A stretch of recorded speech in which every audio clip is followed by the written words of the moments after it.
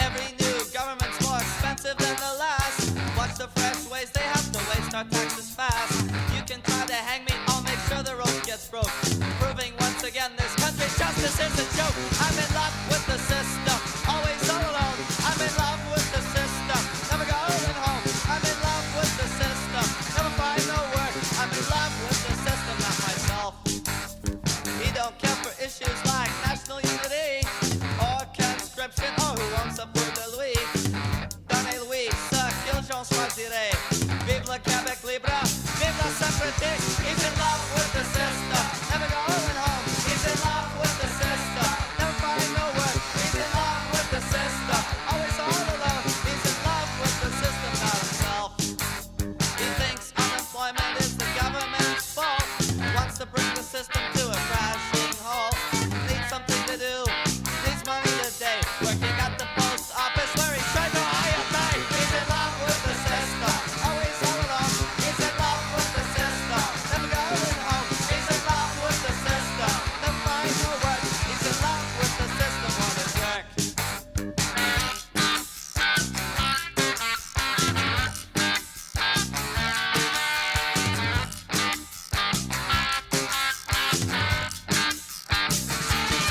He's in love with the system, always all alone.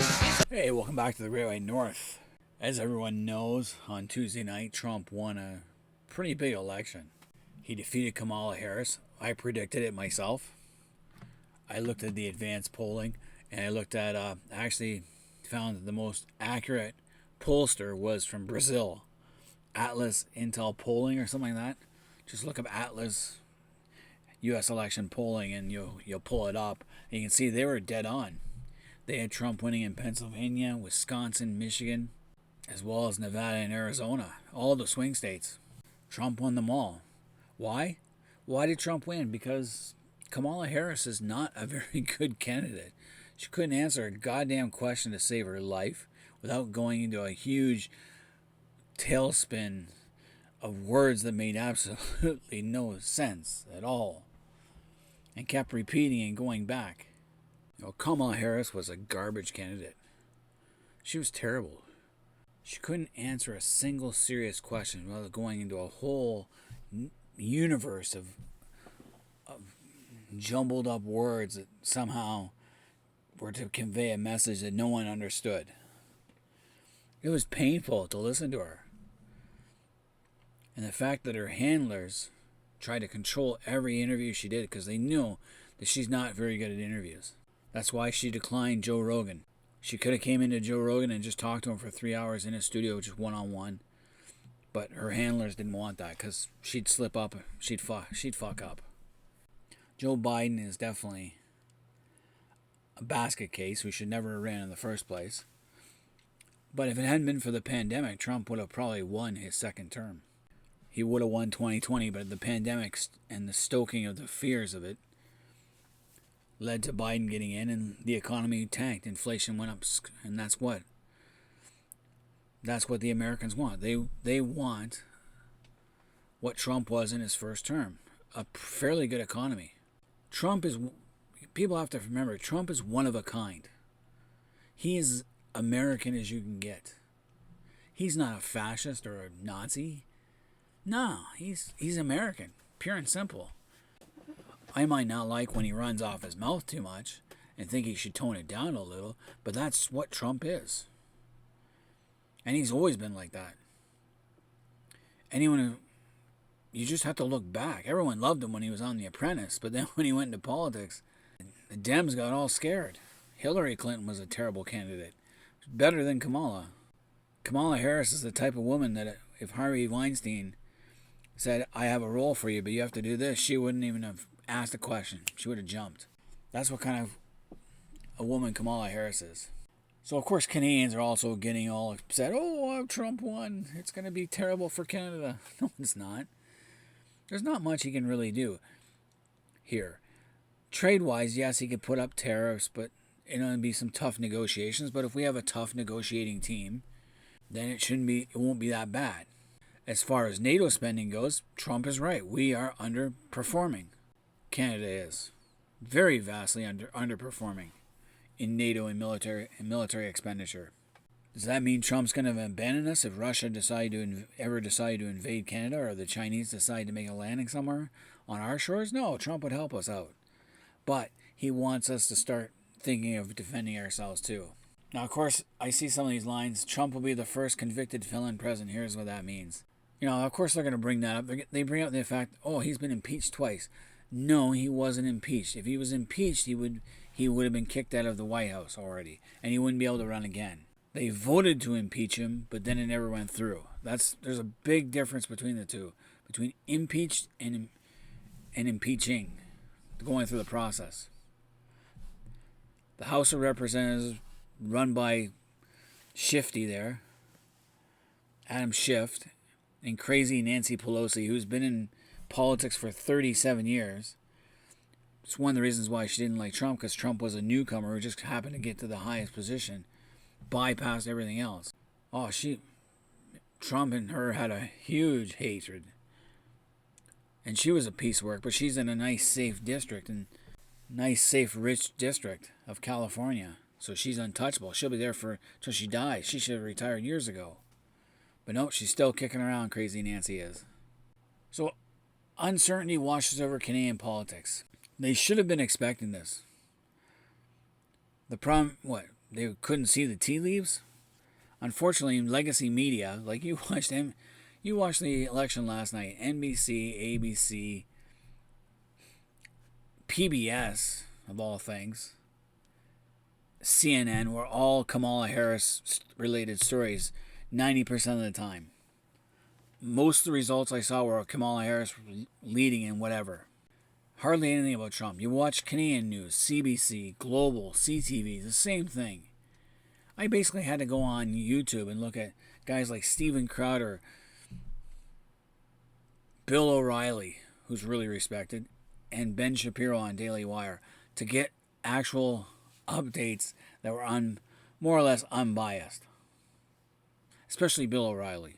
Now, Trump is American. He's going to look after American interest, which clashes with Trudeau's globalization.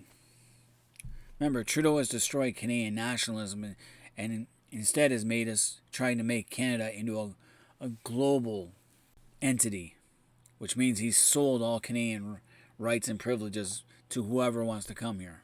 Trump's first term, NAFTA was up for renegotiation, and Trump wanted a better deal. Trudeau should have stuck to his guns and said, forget it. Call his bluff. Simple as that. Trump wanted Canada to pay more of its share in NATO, get its expenditure up, which is what every member should. Trump had a point. Trudeau should have. Trudeau hasn't. Trump pulled the United States out of international climate accords. Of course, why? Why not? I wish we would pull out. It's costing us more. Our economy's getting hurt more by it because we're not going after the big ones. China and India are the biggest polluters in the world right now.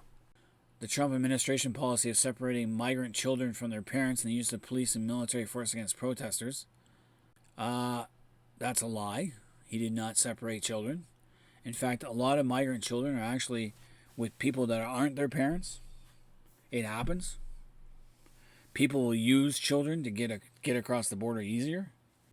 Police and military force against protesters. Didn't Trudeau do that with the Emergencies Act and brought the police in? Trump didn't use military force against any protesters. The police were called in several states. He didn't call the National Guard or the military. That's a lie. This news article should be ashamed of themselves. Meanwhile, we have pro-Hamas protesters in our street who are pretty violent.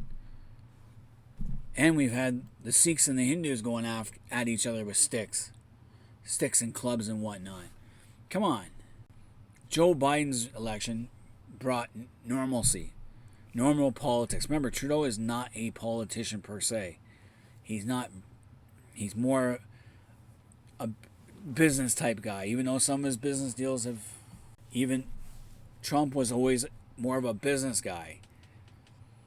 Businessmen usually make things happen. Politicians will run around the woods with their heads cut off. If I want to build a bridge or have a business, I'm not going to go to a politician to ask how to run it. Politicians don't know how to run shit. Trudeau's never run a business in his life. He wouldn't know first thing about it. Just like he wouldn't know how to build a bridge.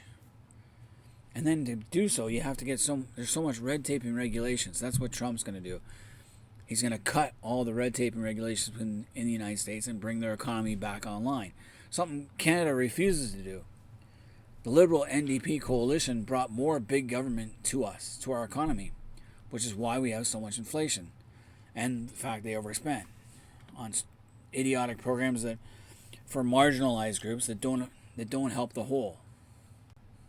Now they're talking about a threat of a global import tariff. No, he put tariffs on Chinese goods that were hurting the American people, banning Huawei chips. Huawei is a major threat because they are in tandem with the Chinese military and the Chinese Communist Party, which seeks to overthrow the United States. Like, duh, think about it. We will have renewed pressure to quickly increase military spending. The consequences of Iran can be... Now, Ukraine, hopefully Trump allows Ukraine to use the weapons they're given as they should and start striking harder at Russia. Ukraine has been fighting their war with one hand behind their back because they're so restricted by Biden. They cannot put the weapons they're given to hit deeper into Russia, to hurt Russia.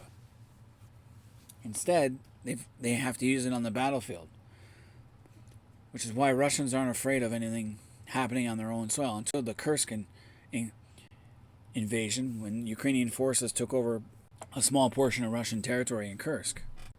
Now maybe Trump will lift those restrictions, because what's Russia going to do? Is Russia going to attack the United States?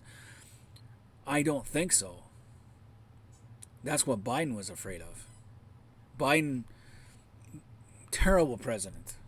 If anything, Kamala Harris should have been impeached for not invoking the 25th Amendment, where if the president is incapacitated, meaning he doesn't have all his marbles, then she should have replaced him. They should have did that last year.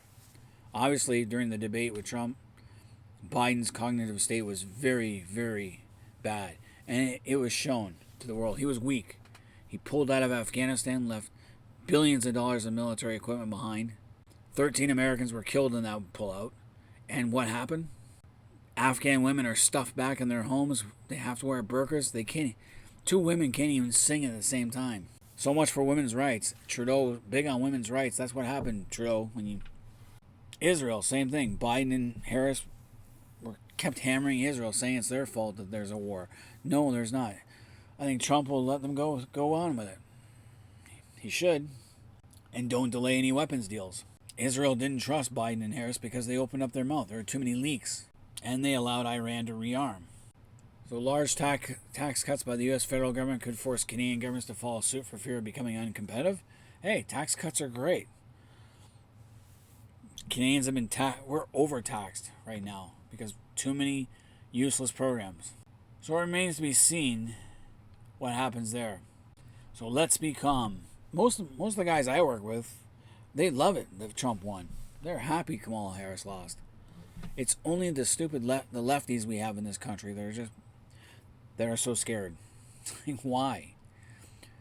Trump's not going to bother with. He's not going to put any restrictions on abortion in the states. Not federally. I don't think he can do it. It's up to the individual states. Now, NAFTA, like I said, that would be somewhere where Trump would try and make a better deal. Send tough negotiators. It's up for review in 2026. Open the door for any negotiation. We're in for tough negotiations, but by 2026, Trudeau will not be here. And it's going to be up to Poilievre, or whoever, if anyone else is there. Some surprise comes our way. The Liberals were complete pansies. Hopefully Poilievre continues his tough approach and sends tough negotiators to deal with Trump negotiators. We are a strategic partner with the United States. Yep, I can see that right now with the critical minerals and semiconductors in the energy section. We'll make a case for Canada we made last time. I think the Bloc Québécois were smart in trying to force that that one bill to protect the dairy farms. They knew what was coming, and they better hope it gets passed before 2026. So wait and see. I think the United States has swung back to the right. In fact, I think this time around Trump was actually more moderate in his approach than he was the first time around, the first two times around. Remember, he was so belligerent the first time around, and then second time around, Sleepy Joe, yeah. This time, not so much. So we'll see. Now, Stephen Salem, international affairs expert at Carleton University. Yeah, I bet he's 44th and proud of it too, there, buddy. My alma mater. 10 experts in Canada. U.S. relations say it does no good. It would be catastrophic. Trump's terrorist policies would disrupt the Canadian economy. His immigration policies would create tremendous difficulties, moral, legal, and financial for Canada. How? How would that do anything? Our own immigration policies have wrecked Canada. We've let too many people in and too quickly, and look where it got us. Higher inflation. So Sederman's just being an idiot now. In fact, we should look to our own borders and secure them instead of letting all these people in. Canada would be on its own to deal with bullies of the world, China, Saudi Arabia, Russia, and the U.S. Well, it's time to step up to the plate and rebuild our military. Take a firm stand. Trudeau was a pansy. Trudeau was a huge pansy who caved in or who did nothing while Spavor and Kovrig stayed in a Chinese jail. We also let those two scientists from Wuhan walk out of our Winnipeg lab and go back to China instead of keeping them and finding out what the hell's going on. Stacey Douglas, Associate Professor, Department of Law and Legal Studies, Carleton University. A Trump victory would have potential to threaten the collective spirit that animates much of Canadian policy. Collective spirit. No one wants Trudeau's policies. Universal programs such as healthcare and public education.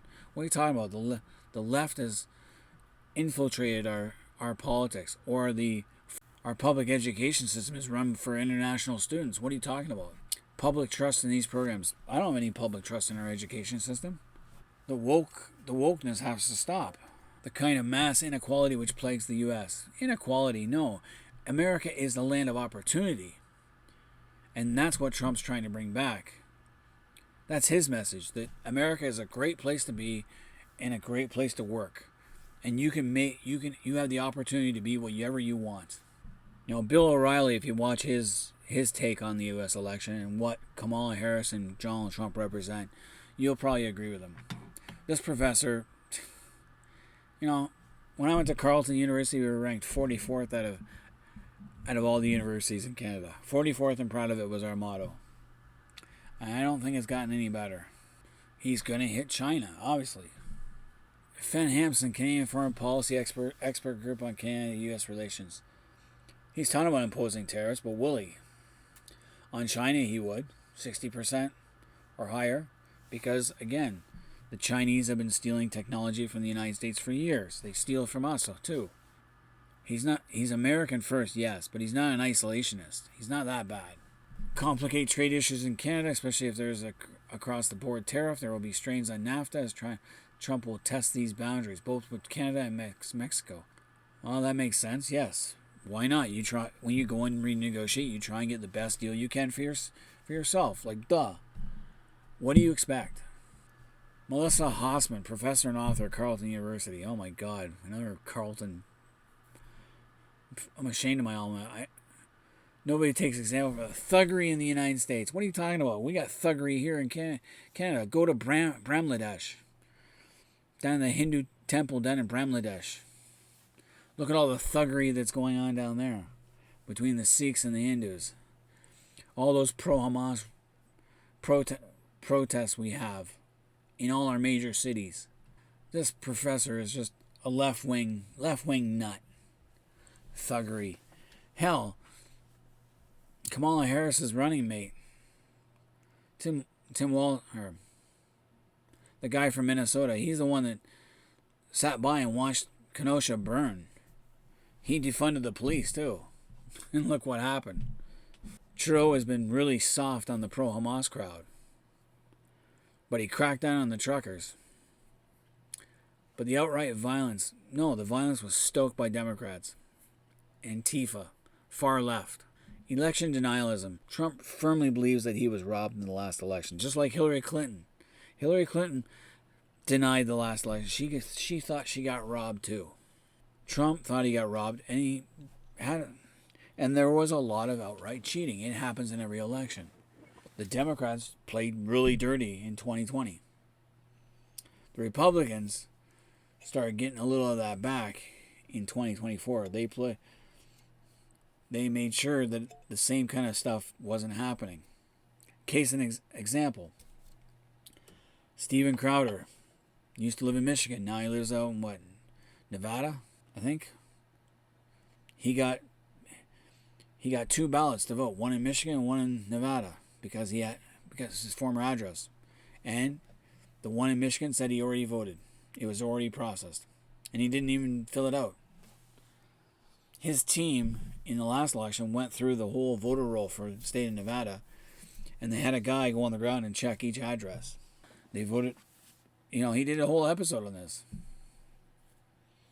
Georgia had some funny stuff. So I think Trump firmly believes that he was robbed in the last election, and he does have a point. But he wasn't going to overthrow the election. He tried every legal mean he could. Philip Casery, what the hell's a cultural comparativist? Is that even a job? Trump victory has signaled the resurgence of global neo-fascists. He's not a neo-fascist. Fucking stupid people. From Washington, D.C. to Buenos Aires to London, Moscow, New Delhi, and beyond has yet to run its course. I would expect Trump victory to embolden Canadian conservatives to embrace even more extreme rhetoric and policies on a whole raft of issues, from immigration to education to healthcare and to climate change. Philip, you're killing me. Carleton University is not what it used to be. A lot has changed since I graduated in the 90s. Yeah, we need to change our education system. Get rid of the leftist nonsense bullshit. What's a cultural comparativist? So he compares cultures? Neo-fascism. You want neo-fascism? Go to Hamas in Gaza. Go to Lebanon with Hezbollah. Go to Iran. That's where you'll find the modern-day Nazis, right there. I don't think it's going to go well. Donald Trump's already putting things into place to contest the election before it even happens. He's now claiming that early polls show that he's way ahead, which will raise doubts when he doesn't win.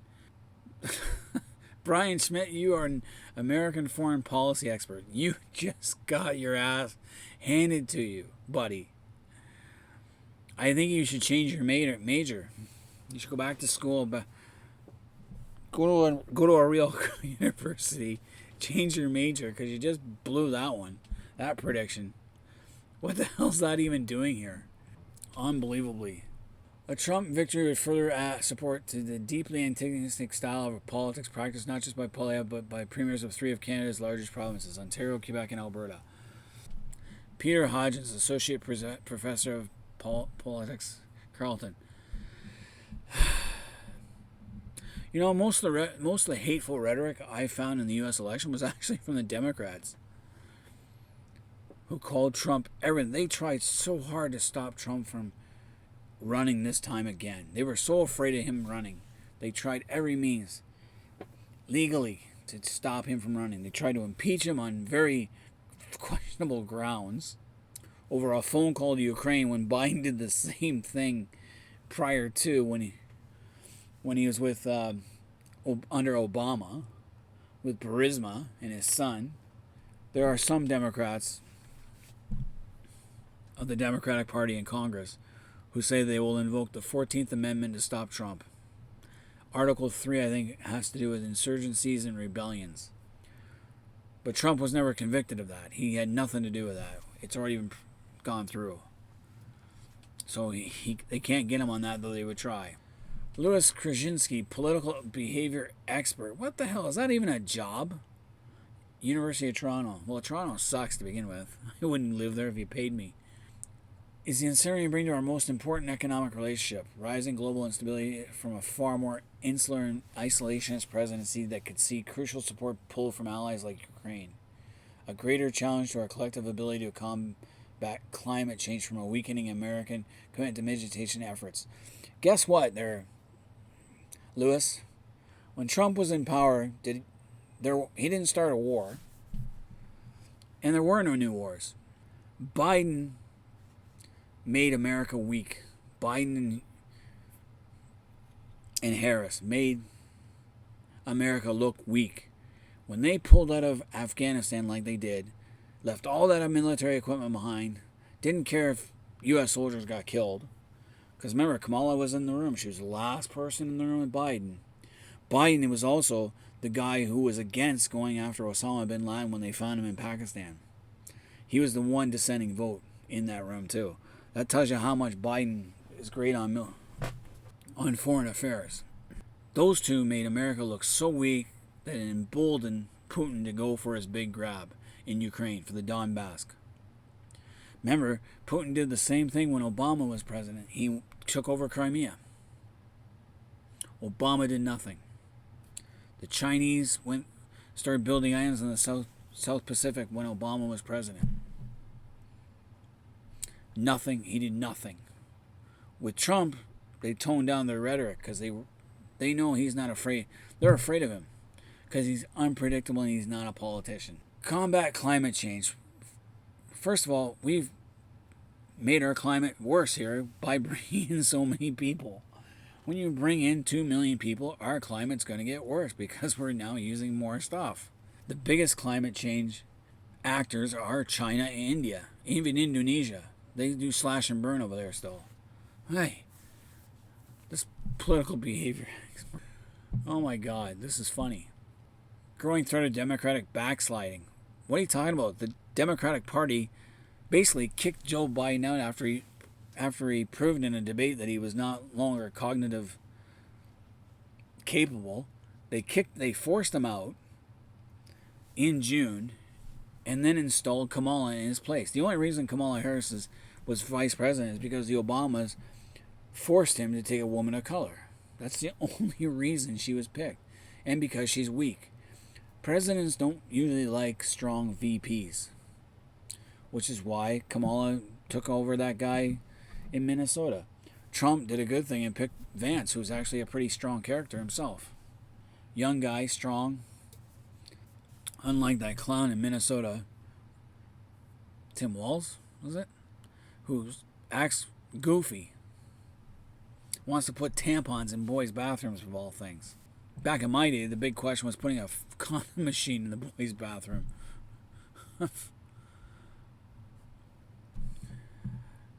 Another expert from Carleton. He will destabilize trade relations. Instability means uncertainty. Uncertainty is bad for business. No, it'll make us start deregulating stuff. Too much red tape. Across-the-board tariffs on imports will affect all kinds of Canadian sectors, including those that are deeply integrated with the U.S., like the auto sector. Well, maybe we should build our own car. That might be a while, but it might be good. So he's talking about NAFTA, which is coming up. And he's got a point, Aaron does, on that one. But again, you send tough negotiators down, and everything will be fine. So I'm disappointed in my alma mater, Carleton. That is very disappointing how far left that university has come. So moving to Canada surges spike after U.S. elections. I saw Cory Booker wanted to move to Canada. You're stupid. Yeah, Cory, I don't think you do want to do that because then you'll have to pay. When you get here, you'll realize how much you have to pay in taxes, and then you'll realize how much the capital gains tax is if you want to do anything. In Congress right now, there's a big push by one Republican congressman to stop the insider trading that the government does. People in Congress make tons of money because they have insider trading. So coming into Canada wouldn't be a good idea. You'll lose all your money. The cost of housing here is more than what it is in the States. Yeah, I don't think that's a good idea. Once you see how much how much it costs to live here. Ushering a golden age for America. Well, his economy, his first term was good. Biden destroyed it. Under Obama came in with a good economy, his first term, but his second term he was already going to shit. Trump came in, got the economy going again. Biden comes in, destroys the economy, went to hell because they overspent. Too much regulation. How illegally to move to Canada, moving to Canada from US, moving to Canada. I don't want them. I don't want any lefties here. You can keep them. Go to California. Highest search count coming from states that voted overwhelmingly for Harris. Oregon, Washington, New Hampshire, and Vermont. Yeah, all the Antifa idiots. And then we have buckle up for our second Trump presidency. Former U.S. Ambassador tells Canada. Will be your best friend you've ever had if you get your house in order. And I perfectly agree. Trudeau has got to go. Get rid of Trudeau. Get someone who's tough. And Trump wants to build American manufacturing again. Make NATO allies spend more on defense means Canada would need to make some policy changes to stay in Canada's good graces. Simple. Start rebuilding our military. I've been calling for that for years. You know, we have $1 trillion bilateral trading relationship. Now, Freeland has confidence. Well, she's not going to be around in 2026 by that time. So, as far as Canadians go, I have no problems. If we play it smart, use our heads, we'll be fine with Trump. And I cannot stress that enough. The far left has lost it. Canada needs to do with the United States. So we need to go step away from the left that we have and start going back to the center, and a little bit to the right. Just a tad, not too right. I don't go that way. I am a centralist, and I think Trudeau, with his deals with the NDP, have made us gone too far to the left. And we need a dose of reality and head back to the center where we should be. So those are my thoughts on the election of Trump and how it's going to affect Canada. I'm not worried too much. We're in for some tough negotiation in 2026, yes. And we need to get our spending up for the military. Quite simple. Cut some programs that we don't need. First of all, stop funding UNRWA. Stop funding all these other countries that don't need. We cut off foreign aid to a bunch of countries that don't need it, like Iran, Pakistan, North Korea, China, Russia, and put our money where it's needed. So I probably won't get this out till tomorrow, which will be Thursday. But all you Canadians, let me know what you guys think of the U.S. election and how it's going to affect Canada. And are my fellow alumni from Carleton University out of their rockers? Leave comments in the comment section. Hit the like button, subscribe if you're new to the channel. Until next time, this has been the Great White North Report. I'm in love with the